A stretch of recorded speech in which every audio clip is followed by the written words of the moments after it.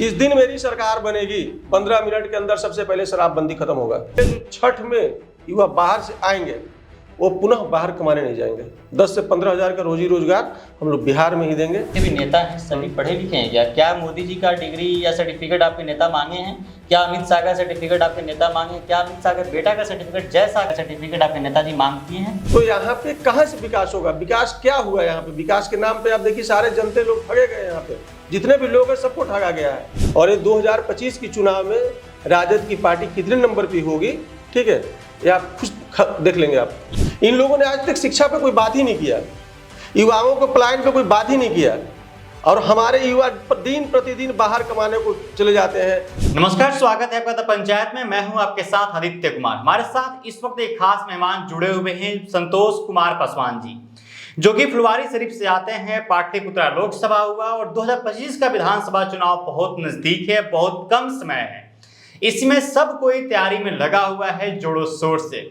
बिहार में आप देख रहे होंगे एक लगातार पिछले कई महीनों से जो जन स्वराज के जो मुखिया है प्रशांत किशोर लगातार गांव-गांव में घूमकर प्रचार प्रसार कर रहे हैं और 2025 में चुनाव लड़ने की पूर्ण रूप से तैयारी में हैं।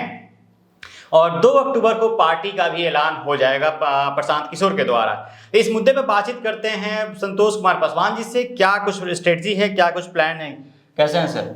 सबसे पहले नमस्कार जी, और आपके जितने भी व्यूअर हैं उनको भी सबसे नमस्कार मेरा। ठीक है जी, 2025 का विधानसभा चुनाव जी बहुत नजदीक है, बहुत कम समय भी है जी। तैयारी करने में सभी लोग जुटे हुए हैं। आपकी भी पार्टी जुटी हुई है उसमें जी, जी। और 2 अक्टूबर को पार्टी की लॉन्चिंग है जी और कुछ ही दिन पहले आप पार्टी भी ज्वाइन किए हैं जी और फुलवारी शरीफ विधानसभा सीट से आपको लड़ने की तैयारी में आप हैं जी। क्या कुछ स्ट्रेटजी है आपके पास? फुलवाड़ी विधानसभा से मेरा लड़ने की तैयारी, सबसे पहले मैं अपने फुलवाड़ी विधानसभा के जितने भी लोग जनता है उनका नमस्कार जी। और हमारे पार्टी की तरफ से मुझे ऐसा बोला गया है या मेरी जो तैयारी है लोगों के बीच में उसको लेकर के मुझे पार्टी की तरफ से फुलवाड़ी विधानसभा में तैयारी करने का पूर्णतः सपोर्ट किया गया कि आप तैयारी कीजिए।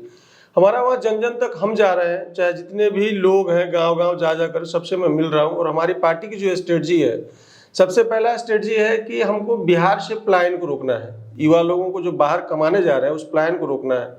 दूसरी चीज़ हमारी है कि वृद्धा पेंशन जो आज 200 रुपये मिल रहे हैं जितने भी 60-65 साल की उम्र के वृद्ध लोग हैं, तो उसको हमारी पार्टी 2000 करने जा रही है 25 के बाद चुनाव जैसे हम लोग जीतेंगे। तीसरी स्ट्रेटजी है कि जो एजुकेशन मॉडल हमारा होगा वो विश्व स्तरीय होगा। ठीक है, ये हम लोगों की सबसे पहली तैयारी ये सब चीज़ों का है। आपकी पार्टी के पास ऐसा क्या प्लान है कि आप युवाओं को बाहर जाने से रोक देंगे? जो पलायन हो रहा है बिहार से उसको रोक देंगे? आज तक बिहार में जितनी पिछली सरकारें आई अभी तो रोक नहीं पाई। जितनी भी सरकारें आई ना वो लूट खसोट करती रही। आज तक आप बताइए कि जब से 35 साल लमसम दोनों की सरकार चली, राजद की और जदयू की, और जिनकी भी सरकार चली एक दूसरे से गठबंधन में ही चला, पूर्णतः अकेले पार्टी किसी ने नहीं बनाया सरकार जी। ठीक, वो उसका टांग खींच रहा है, उसका टांग खींच रहा है। तो यहाँ पे कहाँ से विकास होगा? विकास क्या हुआ यहाँ पे? विकास के नाम पे आप देखिए सारे जनते लोग ठगे गए। यहाँ पे जितने भी लोग हैं सबको ठगा गया है। कोई भी एक भी कमिटमेंट किसी ने पूरा किया नहीं। तो जनता तीसरा विकल्प के चक्कर में, तीसरा विकल्प हम लोग लेके आ गए हैं और प्रशांत किशोर जी तीसरा विकल्प खड़ा कर चुके हैं। पलायन रोकने के लिए आपके पास क्या एजेंडा है? सबसे पहले तो 10 से 15 हज़ार की रोजी रोजगार जो बाहर लड़के जाके कर रहे हैं हमारे युवा भाई, ठीक है, उसके लिए हमारी सारी स्ट्रेटजी ऐसी है। बहुत सारे लोग प्रशांत किशोर जी के साथ जुड़े हुए हैं, इंडस्ट्री के लोग जो हैं, जो इन्होंने बाहर सब जगह काम किया है, उसी मॉडल पे हम लोग अपना एक मॉडल तैयार किया है, जिस मॉडल पे यहाँ का युवा लोगों को प्लान, अगले जो छठ में युवा बाहर से आएंगे वो पुनः बाहर कमाने नहीं जाएंगे। 10 से 15 हज़ार का रोजी रोजगार हम लोग बिहार में ही देंगे। इसकी 100% मेरी पार्टी की तरफ से गारंटी है। बिहार में अभी भी इंडस्ट्रीज की कमी है, इसके लिए क्या रास्ता है? अगर हमारे पूर्व पार्टियां जो बिहार चला रहे हैं 35 सालों से, अगर इन लोग चाहते तो यहाँ पे इंडस्ट्री लगती। बट आप मुझे बताइए कि एक चीनी मिल आज तक खुला? मोदी जी ने कहा था जब पूर्वी चंपारण में आए थे कि मैं इस सभा के बाद यहाँ दोबारा तब हम आएंगे कि यहाँ का चीनी मिल हम चालू करवा देंगे। क्या हुआ? सरकार बन गई, जीत भी गए। अच्छा, इससे पहले वाला में सीट भी आया था उनका, क्या हमारा चीनी मिल चालू हुआ? हमारे बिहार से युवाओं का पलायन रुका? तो कभी आपके नेता तो मोदी जी से सवाल नहीं पूछते हैं? क्यों? एकदम पूछते हैं। जब मोदी अभी जो हुआ था अभी कुछ दिन पहले, आपको क्या बोलते हैं इसको, जनता की अदालत में गए थे लोग, तो उस तरह जितना भी सवाल था वो टॉप लिस्ट के पत्रकार थे। उन्होंने जितने भी 1.5 से 2 घंटे की सवाल पूछी, ठीक है, उसमें एक एक चीज पे जवाब हुआ, सवाल जवाब हुआ। हमारे प्रशांत किशोर जी कहीं पीछे रहे ही नहीं इसमें। लेकिन आपके प्रशांत किशोर अगर देखा जाए बिहार की राजनीति में तो ज्यादातर अटैक लालू परिवार पे करते हैं, ऐसा कुछ एजेंडा है क्या? ऐसा कुछ भी नहीं है, ठीक है। क्या बिना लालू परिवार का नाम लिए चुनाव नहीं लड़ा जा सकता है? हमारे पार्टी का राजद से कोई वास्ता नहीं है, ठीक है। तो फिर नाम क्यों लेते हैं? मैं बता रहा हूँ, नाम लेने का वजह है, आप जब हमारे कॉन्टेस्ट में रहेंगे, मेरी लड़ाई सिर्फ एनडीए से है, न कि राजद परिवार से। और ये 2025 की चुनाव में राजद की पार्टी कितने नंबर पे होगी, ठीक है, ये आप खुद देख लेंगे आप। लेकिन चर्चा तो ये भी है कि मार्केट में विधानसभा में कि 2025 का जो चुनाव होने वाला है, एनडीए वर्सेस तेजस्वी के चेहरा पे चुनाव होने वाला है। ये तो जनता तय करेगी ना, ये मैं नहीं तय कर सकता हूँ। ये तो 2 अक्टूबर को ही साबित हो जाएगा ना। अगर मैं बोल रहा हूं कि अगर ऐसी ही बात थी तो गांधी मैदान में सभा करने का परमिशन क्यों नहीं दिया नीतीश कुमार ने मुझे? क्योंकि उनको पता है कि 2 अक्टूबर को जो सभा होने वाली है, उस सभा में बिहार से 1 करोड़ जनता हमारे पटना में होता है, इसकी गारंटी है। हमको एक छोटा सा वेटनरी कॉलेज का ग्राउंड दे दिया गया जहां पे 35 से 40 हजार सीटिंग कैपेसिटी है। और मैं आपको बता रहा हूं कि मिनिमम 60 से 70 लाख 2 अक्टूबर के हमारे जनता बिहार से आ रहे हैं नया बिहार निर्माण करने के लिए। जी, अगर बात की जाए फुलवारी शरीफ सीट की, जी, वहाँ पे ट्रैफिक की समस्या काफी ज्यादा है। जी, जो एम्स से निजामाबाद की तरफ आने वाले लोग हैं, घंटों घंटों ट्रैफिक में लगे रहते हैं, उसकी समस्या के निदान करने के लिए क्या कर रहे हैं सर? उसके लिए क्या है कि एक तो बीटा सरमेरा जो रोड बना है उसको पूर्णतः चालू नहीं किया गया है। इसको सबसे पहले बात, आए दिन दुर्घटना होती रहती है उस रोड में, ट्रक से हाईवा से चपा पड़ जाता है, कोई बच्चे चले जाते हैं, मोटरसाइकिल वाले को एक्सीडेंट हो जाता है। तो इसको लेकर के जो अभी वर्तमान सरकार है, इस पे उनको सोचना चाहिए कि हमें क्या करना है।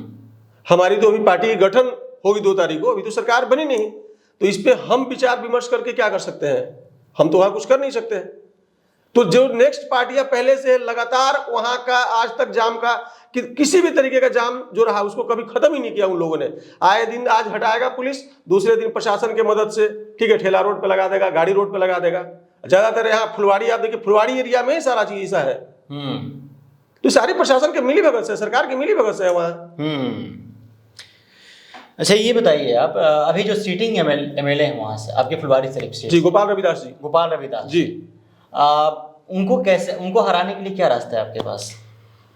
सबसे बड़ी बात मैं ये बोलना चाहूंगा कि गठबंधन सरकार के साथ गोपाल रविदास जी की जीत हुई थी, आपको पता होगा, वरना कभी भी वहां से माले की जीत सुनिश्चित नहीं है, ठीक। और आप 100 आदमी को आप एक कंपेन कीजिए, 100 आदमी को पूछिए कि वर्तमान में फुलवाड़ी का विधानसभा प्रत्याशी जो है, जीता हुआ कैंडिडेट विधायक कौन है? आपको 20 से 25 लोग भी नहीं बता पाएंगे कि फुलवाड़ी का विधायक कौन है। तो फिर जीत कैसे गए वो? राजद के गठबंधन के साथ सरकार थी, क्योंकि उसके कैंपेनिंग, उसके साथ में कोई ऐसा कैंडिडेट चेहरा खड़ा नहीं था जो उसको हरा सके। इस बार तो कांटे की लड़ाई है फुलवाड़ी में। श्याम रजक जी भी आ गए हैं, मैं भी हूं, और गोपाल रविदास जी भी रहेंगे। इस पर तो लड़ाई और कांटे की है। फिर मैं तो बोला जनता तय करेगी इस बार। 35 साल का जो ठगाव का धंधा था बंद हो गया इस बार। अच्छा, जनता आपकी पार्टी के ऊपर भरोसा क्यों करेगी और कैसे करेगी? हाँ, 35 साल पूरे जनता, मैं भी लोगों पे भरोसा किया, ठीक है, दिन प्रतिदिन आश्वासनें मिलती रही, अब ठीक होगा, अब ठीक होगा, बट कुछ भी नहीं, जैसे निरंतर चलता आ रहा था, चलता रहा, बदहाली दिन पर दिन बढ़ते जा रहा है। आप आंकड़ा के हिसाब से अगर देखेंगे तो बिहार का शिक्षा स्तर इतना गिरा हुआ है जिसका मैंने अंदाजा नहीं लगाया जा सकता। सबसे हम लोग पिछड़े तबके के राज्य में आते हैं। इन लोगों ने आज तक शिक्षा पे कोई बात ही नहीं किया, युवाओं को पलायन पे कोई बात ही नहीं किया, और हमारे युवा दिन प्रतिदिन बाहर कमाने को चले जाते हैं। शिक्षा का बदहाल वही स्थिति है। 10वीं पास, इंटर पास टीचर बहाल कर दिया, जिसको एक एप्लीकेशन लिखने का मतलब नहीं बनता है, एलिफेंट का स्पेलिंग नहीं आता है, तो ये विश्व स्तरीय शिक्षा क्या देंगे? हमारे बच्चे के पास जब शिक्षा ही नहीं रहेगा तो हमारा विकास कहां से होगा? हम खुशहाल कैसे रहेंगे? टेक्नोलॉजी नहीं है आपके पास यहाँ। आपके नेता लगातार तेजस्वी यादव पर हमला बोलते हैं कि 9वीं फेल लड़का जीडीपी और जीडीपी ग्रोथ के बारे में बता रहा है, जिसको खुद 9वीं फेल है, वो क्या बिहार का विकास कर पाएगा? तो क्या जितने भी नेता हैं सभी पढ़े लिखे हैं क्या? क्या मोदी जी का डिग्री या सर्टिफिकेट आपके नेता मांगे हैं? क्या अमित शाह का सर्टिफिकेट आपके नेता मांगे हैं? क्या अमित शाह के बेटा का सर्टिफिकेट, जय का सर्टिफिकेट आपके नेताजी मांग किए हैं? नहीं। तो क्यों? इन्होंने ये भी नहीं बोला, ठीक है, जब बात परिवारवाद पे आती है। एक के सभा हमारा हुई थी बाबू सभागार में कुछ दिन पहले। इन लोगों ने बोला कि औपचारिक तौर पर इन्होंने पत्नी को भी राजनीति में शामिल कर दिया, ठीक है, और आपको भी ये पता होगा, बट उन्होंने सिर्फ परिचय करवाया था स्टेज पे कि सी इज माई वाइफ। और इनके ही वजह से आज मैं जन जन तक घूम घूम के कार्य कर रहा हूँ, आप लोगों के लिए काम कर रहा हूँ। ये हमारे घर परिवार को संभाल रही हैं, तब हम काम कर रहे हैं, ठीक है। उन्होंने ये नहीं बोला कि हमारे पार्टी में शामिल हुई है। और यहाँ तो आप मुझे बताइए कि तेजस्वी यादव जी से, क्या आप पढ़े लिखे और काबिल व्यक्ति यादव समाज में बिहार में नहीं है क्या? मैं पूछना चाहता हूँ, है? वो तो पार्टी डिसाइड करेगी ना। कैसे पार्टी डिसाइड? उनके पिताजी की पार्टी है। सिर्फ उनके पिता की तो पार्टी नहीं है। नहीं, ए टू जेड की बात करते हैं जी नहीं, उनकी पिताजी के बनाई हुई विरासत की पार्टी है और उस गद्दी को संभाल रहे हैं। अब मैं खुद से बोल दूं कि मैं बिहार का सीएम हूं, आप मान लेंगे क्या? जनता निर्णय करेगी ना इसका। वो तो बोलते हैं कि मैं सीएम, आई एम सीएम। कहां सीएम? तो आपके पार्टी में कौन डिसाइड करेगा? मेरे पार्टी में जनता डिसाइड करेगी कि सीएम कौन होगा। नहीं, आज तक प्रशांत किशोर ने कभी नहीं कहा कि मैं जन सुराज का नेता हूं। उन्होंने कभी नहीं कहा कि मैं जन सुराज का नेता हूं और मैं जन सुराज का नेक्स्ट चुनाव अगर जीतने के बाद मैं सीएम बनूंगा। लेकिन मुखिया तो है ना पार्टी में। मुखिया है, सूत्रधार है, वो फाउंडर है, ही इज फाउंडर। क्या पता कहीं 2025 का विधानसभा चुनाव आप लोग जीत जाए, फिर से सभी पार्टियों की जैसे करती है वैसे ही आप लोग। ऐसा नहीं होगा ना, ऐसा नहीं होगा। मैं वही तो बोलता हूं, मैं किसी के पास ये नहीं जाके बोलता हूं कि मुझे वोट दीजिए। नहीं, हमारी पार्टी कभी नहीं बोलती कि आप मुझे वोट दीजिए। मैं बोलता हूं कि आप मेरी सिस्टम को समझिए, मैं आपसे वोट मांगने नहीं आया हूं। अगर अगले से मैं अच्छा नहीं हूं तो आप मुझे वोट मत दीजिए। जो आप 35 साल से ठगे जा रहे हैं, आपको लगता है कि मैं जो स्ट्रेटजी तैयार किया हूं, जो मॉडल तैयार किया हूं बिहार के लिए, अगर ये हमारा मॉडल नाकामयाब है तो आप मुझे वोट मत दीजिए।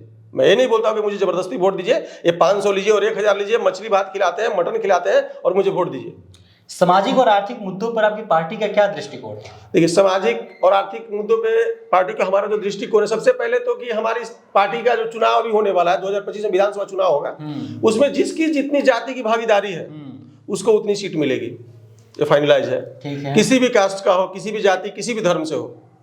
और स्ट्रेटजी जो हम लोगों की है आर्थिक पे, तो सबसे पहले जहां पे एजुकेशन जिसका हो जाएगा, जो पढ़े लिखे होंगे, वहां पे आर्थिक स्थिति ऑटोमेटिक ठीक हो जाएगा। अगर आपके पास एजुकेशन नहीं है तो आप लाख कुछ भी कर लीजिए, आपकी आर्थिक स्थिति कभी ठीक नहीं हो सकती है। तो सबसे पहला बेस हमारा है एजुकेशन को ठीक करना है। ये जनता का कहां सुना है? शराब बंद कर दिए, शराब से बहुत नुकसान है, और आज तो शराब घर घर बिक रहा है, होम डिलीवरी हो गया। क्या सुधार रहे हैं? जिस मुद्दे पे बात करना चाहिए उस मुद्दे पे बात करते नहीं है। आपकी पार्टी की क्या राय है शराबबंदी पे? जिस दिन मेरी सरकार बनेगी 15 मिनट के अंदर सबसे पहले शराबबंदी खत्म होगा, सबसे पहले। क्यों? सरकार शराब से क्या बहुत ज्यादा, क्या शराब बंद करने से क्या हुआ मुझे बताइए आप? क्या फायदा हुआ सरकार को? पहले क्या होता था? जो कल हो रहा था उससे ज्यादा आज हो रहा है करप्शन। पहले लोग भट्टी पे जाने से डरते थे कि हम जाएंगे तो मेरे पिताजी देख लेंगे, मेरे चाचा देख लेंगे कि ठेके पे मेरा बेटा गया है। आज एक फोन मारो, कहाँ हो, लेके आ जाओ, घर में पहुंच गया, दैट इज होम डिलीवरी।